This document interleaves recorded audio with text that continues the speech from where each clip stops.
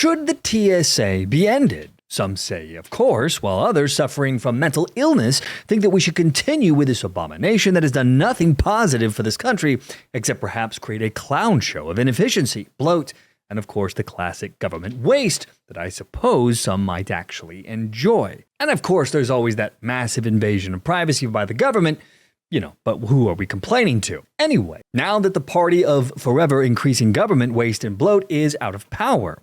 And so Republicans have introduced a bill to finally do away with this nightmare that we call the TSA. The bill is called the Abolish TSA Act of 2025, introduced by Senators Mike Lee and Tommy Tuberville, and it aims to eliminate the TSA within 3 years and privatize airport security, citing the agency's inefficiency, privacy violations, and of course their high costs, over $10 billion a year, upwards of $12 billion in some cases. Now, this comes on the heels of Homeland Security Secretary Kristi Noem giving the TSA union the boot, ending their collective bargaining after discovering that more TSA employees were busy doing full-time union work than actual screening of passengers on any given day. While 60% of poor performers were also not getting fired. Because, of course, it is a government union. They have one job, and that's keep their people there and just collect on paychecks and continue to gain more paychecks and more power. Now, in case you're wondering what the actual hell is full-time union work, I, for one, did, and what does it have to do with their job as part of the TSA? Well, get this. The phrase refers to the TSOs spending large chunks of their paid work time on union business. This means stupid crap like organizing, negotiating contracts, or handling grievances while still on the clock, often under provisions like official time allowed in federal labor agreements. All of this is garbage that has been allowed in our federal government for decades now, and it's part of the big problem we have in the government with all the waste and bloat, and it has nothing to do with their TSA duties. It is only there to pad the time between nothing of value and doing actual work.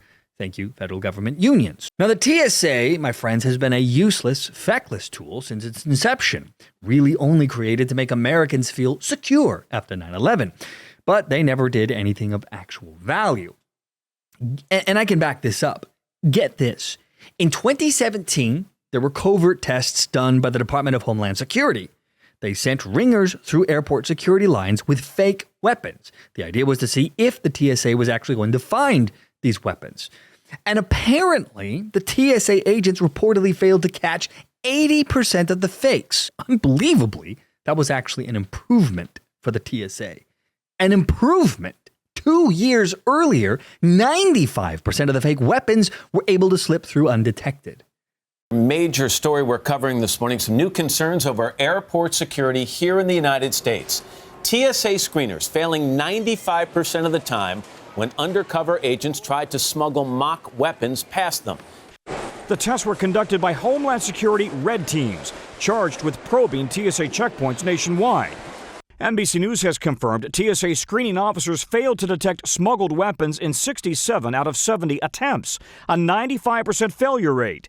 In one case, an alarm sounded on a magnetometer, but even during a pat-down, the screening officer failed to find a fake explosive taped to an undercover agent's back. This means, my friends, all the pain, all the suffering that we've had to go through with the endless long lines, the inconsistent rules, the demeaning searches, all of that was for nothing. They weren't catching them anyway.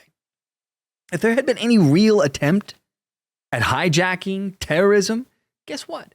The TSA would not have been part of stopping it. Full stop. They're useless. But still, a 95% failure rate is very, very concerning. That would suggest we have a systematic problem, system-wide. They're simply not able to detect weapons. And in my book, they gotta go. It's classic government garbage, classic government unions. They offer no value. It's just theft of American taxpayer dollars to feed the trough of the beast. So, if we were to get rid of the government TSA, then what? How would we survive? I hear some of you ask. Well, aside from the fact that they weren't actually protecting us in the first place, there was actually a much more reasonable alternative if we want to keep some security in place. Did you know that both Canada and the EU already have had their security done by private firms? And they've done so for a very long time. Yeah, that's right. Who knew that you didn't need to have Big Daddy government doing all the security work? In fact, We already, even here in the U.S., have some private partnerships in action at 22 U.S. airports under the TSA's Screening Partnership Program, or SPP. And surprise, surprise, they operate better than their government counterparts. And they cost 15% less than what the government is charging.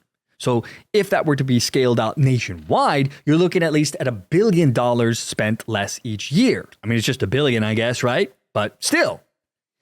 And I bet if we went full private with some government oversight, you could improve that number even more. So in my book, I say we just screw the partnership, get rid of the government, get rid of the TSA, and give it to private organizations with some government oversight. It has been a long time coming.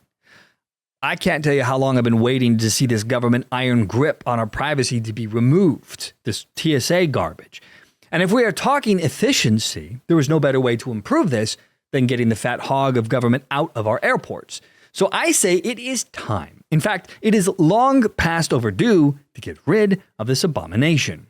At least that's one man's opinion. But still, a 95% failure rate is very, very concerning. That would suggest we have a systematic problem system-wide.